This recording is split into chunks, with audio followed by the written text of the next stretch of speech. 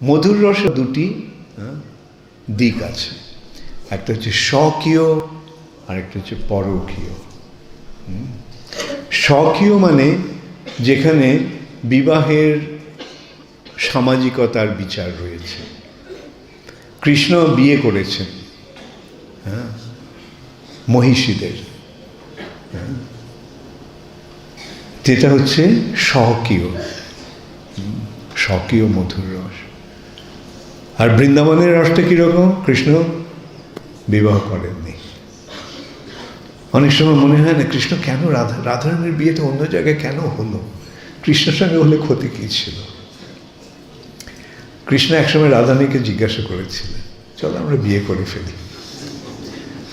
রাধারানী বললেন, জীবনটা বোরিং হয়ে যাবে। অর্থাৎ এই যে পরকীয় রসে যে প্রেম, সেই প্রেমটা উজ্জ্বল, আরো বেশি করে আকর্ষণ করে। এই সম্বন্ধে বলা হচ্ছে, আমাদের গোস্বামী বলছেন যে অহেরেব গতির প্রেম না। প্রেমের গতিটা কীরকম? সাপের চলার মতো। সাপ কি সোজা চলে? সাপ, আচ্ছা, ঠিক তেমনি প্রেমের প্রগতি কখন হয়? যখন বাধা আসে। এমনি তো সোজাই চলতো, যে বাধাটা এলো তখন কি করতে হবে? বাধাটা এড়াবার জন্য। তো এইটি হচ্ছে প্রেমের গতি। এবং সেই জন্যই এই বৃন্দাবনে এই পরকীয় লীলা, পরকীয় রসে লীলা।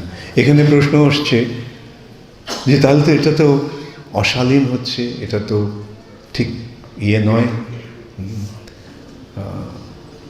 অনেক ইয়েরা কি বলবে, মরালিস্ট, নীতিবাদী লোকেরা বলে, না না, এই কৃষ্ণের বৃন্দাবন লীলাটা ঠিক হয়নি, কৃষ্ণের এই গোপীদের সঙ্গে এটা করাটা ঠিক হয়নি।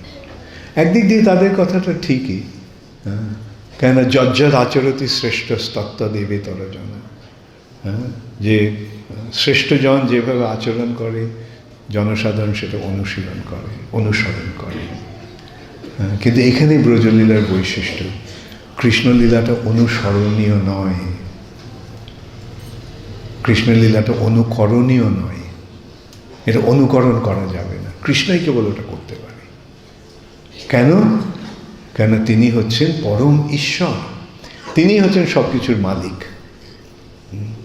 তো কৃষ্ণ যদি মালিক হয় তাহলে কৃষ্ণ সেটা ভোগ করতে পারে, তাই না? মালিক যদি ভোগ করে তাতে কোনো অন্যায় আছে? তো কৃষ্ণ যদি মালিক হয় তাহলে কৃষ্ণ নিশ্চয়ই ভোগ করতে পারে। অতএব এখানে কোনো রকম অনৈতিক আচরণ নেই, এটা সবই, তবে সেটা বুঝতে হবে। সেই জন্যই এই কৃষ্ণের যে ব্রজলীলা, সেটাতে প্রবেশ করার জন্য আগে আমাদের যোগ্যতা অর্জন করতে হবে। যোগ্যতাটা কি? প্রভুপাদ দেখিয়ে গেছেন কিভাবে। ভগবদ্গীতা প্রথম পাঠ, ভগবদ্গীতা, তারপর শ্রীমদ্ ভাগবতম প্রথম স্কন্ধ, দ্বিতীয় স্কন্ধ, তৃতীয় স্কন্ধ, এই করে করে তারপরে দশম স্কন্ধ। তার ফলে কি হচ্ছে? ভগবদ্গীতার মাধ্যমে আমরা কৃষ্ণকে যে ভগবান সেটা জানতে পারছি। তারপরে কৃষ্ণের বৈভব, কৃষ্ণের লীলা, এগুলো আমরা শ্রীমদ্ ভাগবতে স্তরে স্তরে জানতে পেরে কৃষ্ণর প্রকৃত স্বরূপ জেনে তখন আমরা ব্রজলীলায় প্রবেশ করতে পারব, তার আগে নয়। অর্থাৎ যতক্ষণ না আমরা কৃষ্ণকে পরমেশ্বর ভগবান রূপে স্বীকার না করছি, কৃষ্ণকে যদি আমরা মনে করি কৃষ্ণ একজন সাধারণ মানুষ, তাহলেই সমস্ত অসুবিধার সৃষ্টি হবে। তাহলে বলবে যে ঠিক আছে, তাহলে কৃষ্ণ যদি করতে পারে আমিও করতে পারি। না, কৃষ্ণ যেটা করতে পারেন সেটা আমাদের অনুকরণীয় নয়। যদি যেমন ঠিক আছে, কৃষ্ণ গোপীজন বল্লভ, তার আগে কি হচ্ছে? গিরিবরধারী। তুমি যদি গোপীজন বল্লভের অনুকরণ করতে চাও তাহলে গিরিবরধারীর অনুকরণটা আগে করো। এবং সেটা যদি না পারো তাহলে অনুকরণ করো না। শাস্ত্র আরেকটা ইয়ে দিচ্ছে যে মহৎ ব্যক্তিরা যেটা করতে পারে সেগুলো অনুকরণীয় নয়। মহাদেব বিষের সমুদ্র পান করে নিলেন। তো কেউ যদি মহাদেবের অনুকরণ করে বিষ পান করতে যায় তাহলে তার কি অবস্থা হবে আমরা সহজেই বুঝতে পারি। সুতরাং এই মহৎ ব্যক্তিদের, মহান ব্যক্তিদের কার্যকলাপের অনুকরণ করণীয় নয়।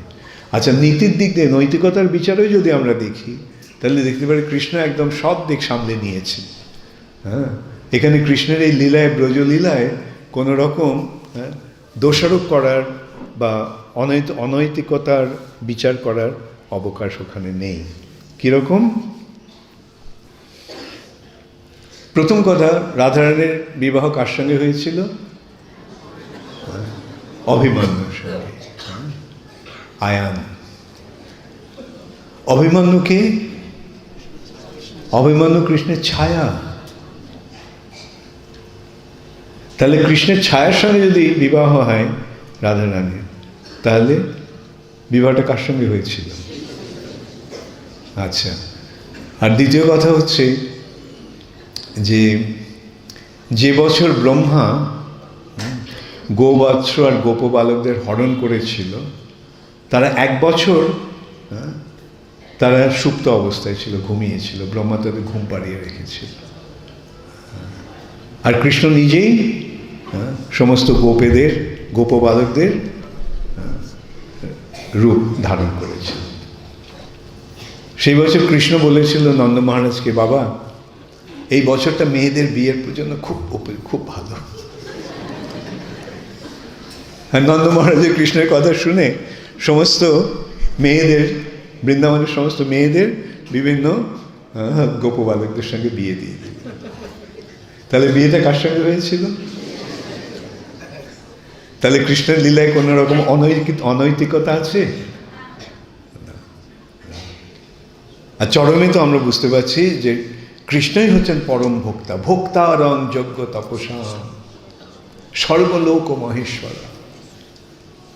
কৃষ্ণই হচ্ছেন সমস্ত কিছুর ভোক্তা, তিনি সর্বলোক মহেশ্বর এবং সুহৃদম সর্বভূতানাং। আবার সেই কৃষ্ণই সকলের সুহৃদ, সমস্ত জীবের পরম সুহৃদ হচ্ছেন কৃষ্ণ। তো কৃষ্ণ যদি পরম ভোক্তা হয় তাহলে আমাদের এখানে কোনো রকম সমালোচনা করার বা কোনো রকমের অনৈতিকতার বিচার করার প্রশ্ন আসে না। এই সম্বন্ধে আরেকটা দৃষ্টান্ত দেবো তোমাদের প্রভুপাদের ব্যাপারে। এটা আমাদের গুরু ভাই রবীন্দ্রস্বরূপ প্রভু আমাদের বলেছিলেন যে প্রভুপাদ যখন ফিলাডেলফিয়াতে ছিলেন, রবীন্দ্রস্বরূপ প্রভু তখন উনি পিএইচডি করছেন ওখানকার ইউনিভার্সিটিতে। সেই ইউনিভার্সিটির একজন অধ্যাপক, তিনি ভারতীয়, শুধু ভারতীয় নয়, বাঙালি। তো ও ভেবেছে যে প্রভুপাদ ভারতীয়, উনিও ভারতীয়, প্রভুপাদের সঙ্গে নিশ্চয়ই ওনার আলোচনা করবে, মানে পরিচয় করিয়ে দিলে খুব ভালো। তিনি সেই অধ্যাপককে ডেকেছেন। তো প্রভুপাদের সঙ্গে যখন আলোচনা হচ্ছে তখন সেই অধ্যাপক প্রভুপাদকে বলতে লাগলেন যে কৃষ্ণের এই যে ব্রজলীলা, গোপীদের সঙ্গে যে লীলা, সেটা অনৈতিক, অশালীন। তো প্রভুপাদ এই আমি যে কথাগুলো বললাম সেই কথাগুলো প্রভুপাদ ওনাকে বুঝিয়েছিলেন। ভদ্রলোক কিছুতেই শুনবেন না, বলছেন না এটা ঠিক নয়। প্রভুপাদ বললেন যে কৃষ্ণ পরমেশ্বর, ঈশ্বর, তিনি সব কিছুর মালিক, অতএব মালিক যদি ভোগ করে তাতে কোনো অশালীনতা কি আছে? তো ভদ্রলোক বারবার প্রভুপাদের সঙ্গে তর্ক করে যাচ্ছে। প্রভুপাদ এমনিতে খুব শান্ত ইয়ে থাকতেন, কিন্তু প্রভুপাদ রেগে গেলে আমি দেখেছি আমার নিজের বেলায় প্রভুপাদ যখন বকতেন আমি অনুভব করতাম আমার মেরুদণ্ডটা এইভাবে কাঁপছে।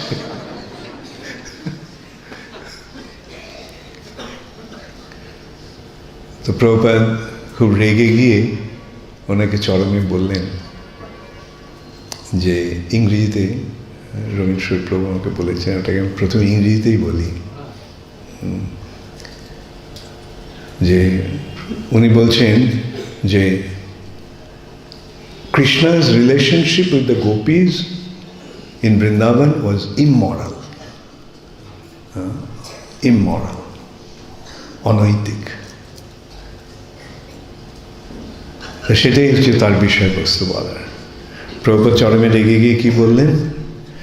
Your relationship with your wife is immoral because you have stolen Krishna's property and enjoying her.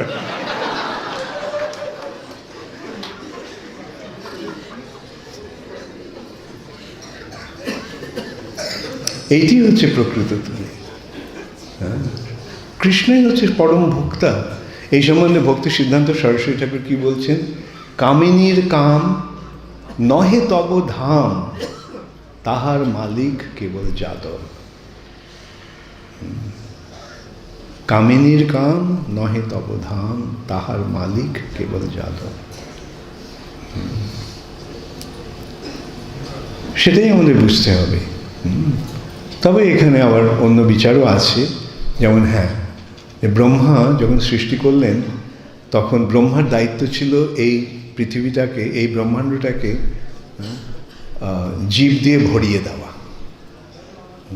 সেই জন্যই সন্তান সন্ততি উৎপাদনের প্রশ্ন আসে, সেই জন্য এই আয়োজনটা করা হয়েছে। স্ত্রী পুরুষের মিলনের ফলে হবে, সন্তান সৃষ্টি হবে। ঠিক আছে, তার একটা বিচারও রয়েছে। বিবাহের মাধ্যমে পুরুষ এবং স্ত্রীর মিলন হচ্ছে। উদ্দেশ্যটা কি? পুত্রার্থে ক্রিয়াতে ভার্যা, সন্তান সন্ততি উৎপাদনের জন্যই পত্নীর পানি গ্রহণ। যাই হোক, মূল বক্তব্যটা হচ্ছে যে এখন যে কৃষ্ণ যা কিছু করেন সেটা সবই চরম আদর্শ। কৃষ্ণই সেটা করতে পারেন। এই ভাবনা নিয়ে আমাদের কৃষ্ণলীলায়, বিশেষ করে ব্রজগোপীদের সঙ্গে যে কৃষ্ণলীলা, সেটা আমাদের উপলব্ধি করতে হবে।